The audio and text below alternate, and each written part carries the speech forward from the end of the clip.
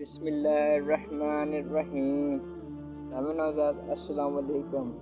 حضرت غوث اعظم رحمۃ اللہ علیہ شیخ عبد القادر جیلانی رحمۃ اللہ علیہ کی کرامت کو اسلامی تاریخ میں بہت زیادہ ذکر کیا گیا ہے۔ آپ کی زندگی متعدد واقعات کرامت سے بھرپور ہیں، جنہیں اسلامی علماء نے مختلف کتب میں نقل کیا ہے۔ آپ کی کرامت نہ صرف آپ کی روحانی بلندی کو ظاہر کرتی ہے بلکہ آپ کے کردار، تقویٰ اور علم کا مظہر بھی ہیں۔ حضرت عبد القادر جیلانی رحمۃ اللہ علیہ کی بچپن کی سب سے مشہور کرامت آپ کی سچائی اور ریاست بازی کی ہے۔ یہ واقعہ اس وقت کا ہے جب آپ تعلیم حاصل کرنے کے لیے بغداد تشریف جا رہے تھے۔ حضرت غوث اعظم رحمۃ اللہ علیہ بچپن میں اپنی والدہ سے اجازت لے کر بغداد روانہ ہوئے۔ والدہ محترمہ نے رخصت کے وقت آپ کے ساتھ 40 دینار سفر خرچ کے طور پر دے دیے۔ دوران سفر ایک قافلہ ڈاکوؤں کے ہاتھوں لٹ گیا۔ جب ڈاکوؤں نے حضرت عبد القادر جیلانی رحمۃ اللہ علیہ سے پوچھا کہ تمہارے پاس کچھ ہے تو آپ نے فرمایا، میرے پاس 40 دینار ہے جو میری والدہ نے میری گاٹھ میں سی دیے ہیں۔ یہ جواب سن کر ڈاکوؤں نے آپ کو اپنے سردار کے سامنے پیش کیا۔ ڈاکو سردار نے حیرت سے پوچھا، تم نے اپنی رقم چھپانے کے بجائے کیوں بتائی؟ حضرت عبد القادر جیلانی رحمۃ اللہ علیہ نے جواب دیا، میری والدہ نے ہمیشہ سچ بولنے کی تعلیم دی ہے اور میں ان کی نصیحت کے مطابق کبھی جھوٹ نہیں بولتا۔ یہ سچائی سن کر ڈاکو سردار بہت متاثر ہوا اور اللہ کے حضور توبہ کر لی۔ یہ واقعہ حضرت غوث اعظم رحمۃ اللہ علیہ کی بچپن کی سچائی کی کرامت کو ظاہر کرتا ہے، جو حدیث نبوی صلی اللہ علیہ وآلہ وسلم کے اس فرمان کے عین مطابق ہے۔ صحیح بخاری آیت نمبر 6094 میں اللہ تعالیٰ فرماتا ہے، تمہیں سچ بولنے کا حکم دیتا ہوں کیونکہ سچائی نیکی کی طرف لے جاتی ہے اور نیکی جنت کی طرف لے جاتی ہے۔ آدمی ہمیشہ سچ بولتا رہتا ہے یہاں تک کہ وہ اللہ کے نزدیک سچا لکھا جاتا ہے۔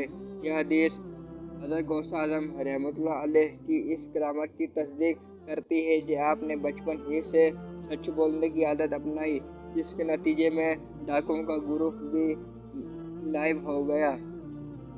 ایک اور کرامت جس کا ذکر کیا جاتا ہے وہ آپ کی والدہ کی نصیحت اور دعا سے متعلق ہے۔ جب حضرت عبد القادر جیلانی رحمۃ اللہ علیہ نے بغداد جانے کا ارادہ کیا تو آپ کی والدہ محترمہ نے آپ کو یہ نصیحت کی کہ بیٹا، تم ہمیشہ تقویٰ اور صداقت پر قائم رہنا، دنیا کے کسی بھی فریم میں نہ آنا اور ہر حال میں اللہ پر بھروسہ رکھنا۔ آپ کی والدہ محترمہ نے آپ کے سفر کے لیے دعا کی کہ یا اللہ میرے بیٹے کو دین کا علم عطا کر اور اسے روحانی بلندیوں تک پہنچا۔ آپ کی والدہ کی یہ دعا قبول ہوئی اور حضرت غوث اعظم رحمۃ اللہ علیہ بغداد پہنچ کر علم و حکمت کے ایسے راستے کھولے گئے کہ آپ کا شمار عظیم ترین علماء اولیاء سے ہونے لگا۔ یہ واقعہ اس حدیث کے عین مطابق ہے جس میں نبی کریم صلی اللہ علیہ وآلہ وسلم نے ماں کی دعا کی قبولیت کو اہمیت دی ہے۔ ماں باپ کی دعا رد نہیں ہوتی۔ حضرت عبد القادر جیلانی رحمۃ اللہ علیہ کی والدہ کی دعا آپ کی زندگی کی کامیابیوں کا سبب بنی، جو اس حدیث کی تصدیق کرتی ہے۔ حضرت عبد القادر جیلانی رحمۃ اللہ علیہ کو اللہ تعالیٰ نے علم و حکمت کا خاص مقام عطا فرمایا تھا، جس کا اظہار آپ کی کم عمری میں بھی ہوتا تھا۔ کہا جاتا ہے کہ حضرت عبد القادر جیلانی رحمۃ اللہ علیہ بچپن میں مدرسہ میں پڑھا کرتے تھے۔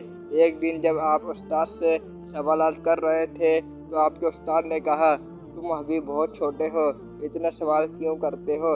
حضرت عبد القادر جیلانی رحمۃ اللہ علیہ نے فرمایا، میرا دل علم کی پیاس سے بھرا ہوا ہے اور اللہ نے میرے دل میں علم کی روشنی ڈال دی ہے۔ آپ کا یہ جملہ سن کر استاد حیران ہو گئے اور آپ کی ذہانت و فہم کو دیکھتے ہوئے فرمایا، تم ایک عظیم عالم اور ولی اللہ بنو گے۔ یہ واقعہ اس حدیث کے مطابق ہے جس میں نبی کریم صلی اللہ علیہ وآلہ وسلم نے علم کی طلب کی فضیلت بیان کی۔